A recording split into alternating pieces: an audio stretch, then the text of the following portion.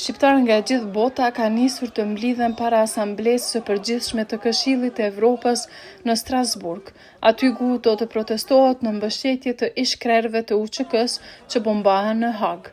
Protestuesit që janë mbledhur tashmë para Këshillit të Evropës brohorisnin një zëri UÇK, UÇK.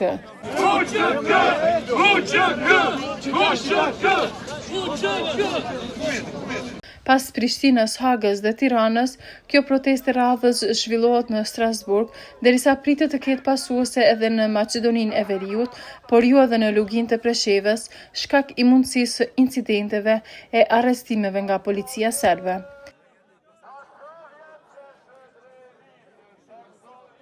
Diaspora për Kosovën sjell pamjen nga protesta e cila do të mbahet për të kërkuar drejtësi për çlirimtarët. Mërgata shqiptare në Evropë është mobilizuar për një tjetër protestë masive që synon të tërheqë vëmendjen ndërkombëtare mbi çështjen e ish-krerëve të UÇK-s.